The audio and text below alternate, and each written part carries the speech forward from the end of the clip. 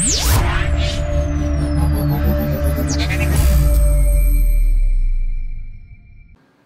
to D6. This is Professor Vinod Kumar. Mala Mahanadu చలో వాయిదా November 2 కాస్త November 23కు వాయిదా పడింది. దాంట్లో చాలా స్పష్టంగా రెండు విధానాలు రెండు డిమాండ్స్ వాళ్ళని ఎంపరికల్ డాటా లేకుండా కులాల వారిగా చేసిన వర్గీకరణ చట్టం వెంటనే ఉపసంహరించుకోవాలి. అలాగే రోస్టర్ పాయింట్లని కేటాయింపులో తమకు తీవ్ర అన్యాయం జరిగిందని దాన్ని వెంటనే సవరించాలని చేసి డిమాండ్ చేశారు. ఈ రెండు కీలకమైన విషయాలను మనం ఈరోజు చర్చిద్దాం. నేను మొదటి నుండి చెప్తున్నాను, వర్గీకరణ చట్టంలో లోపాలు ఉన్నాయి. అందులో రోస్టర్ పాయింట్లో తీరని అన్యాయం జరిగింది. అది మాలలతో పాటు ఉపకులాలకు కూడా జరిగింది. ఈ విషయాన్ని నేను మొదటి నుండి చెప్తున్నాను. అంతేకాకుండా వర్గీకరణ చట్టము అది మతానికి న్యూట్రల్గా ఉండాలి. అది కుల ఆధారిత చట్టము. కులాల ఆధారిత చట్టమైనప్పుడు దళిత క్రైస్తవులైనా ఖచ్చితంగా వాళ్ళకి చట్టం వర్తింపజేయాలి. మరి కులాధారిత రిజర్వేషన్లని ఇవాళ కరెక్ట్ డాటా లేకుండా, ఎంపెరికల్ డాటా లేకుండా కులాల వారీగా వర్గీకరణ జరిగిందనే ఒక మాల మహానాడు యొక్క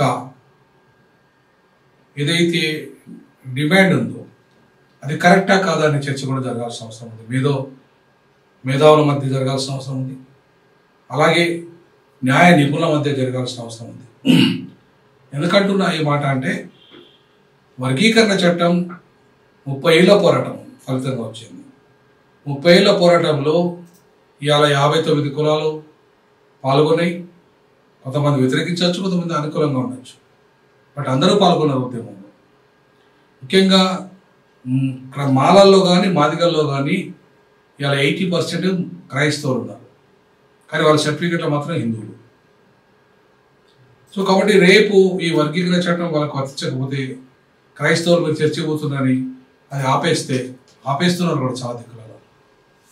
మీరు బైబిల్ పట్టుకొని చర్చపోతున్నారని, లేదంటే మీ పేరులో డేవిడ్ ఉందని, లేకపోతే మీరు చర్చికి పోవడం నేరమని, ఇట్లా క్రిస్టియన్ చర్చిలో పోయేటోళ్ళకు చాలా సమస్యల్ని వీళ్ళు క్రియేట్ చేస్తున్నారు. అందుకే చాలా మందికి వాళ్ళ సర్టిఫికేట్లు వద్దని బీసీసీ కింద ఇస్తున్నారు. దాంట్లో 1% రిజర్వేషన్ ఉంది.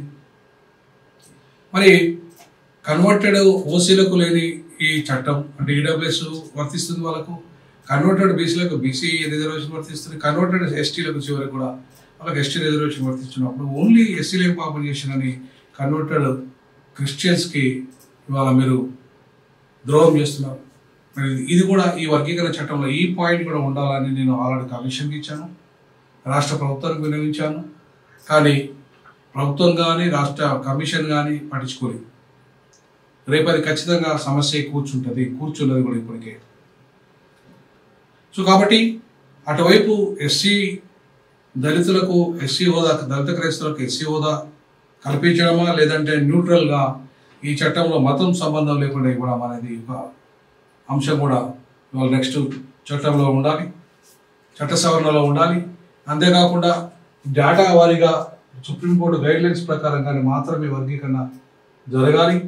అంతేకాకుండా రోస్టర్ పాయింట్లో ఏ వర్గాలకైతే అన్యాయం జరిగిందో, ముఖ్యంగా మాలలు తర్వాత ఉపకులాలకు ఆరోపిస్తున్నట్టుగా వాళ్ళకు న్యాయం జరగాలి. ఈ 3 ఇంపార్టెంట్ పాయింట్లను దృష్టిలో పెట్టుకొని వర్గీకరణ సమగ్ర చట్టాన్ని రేపు రూపొందించినప్పుడు మాత్రమే ఈ వర్గాలకు, దళిత వర్గాలకు న్యాయం జరుగుతుంది.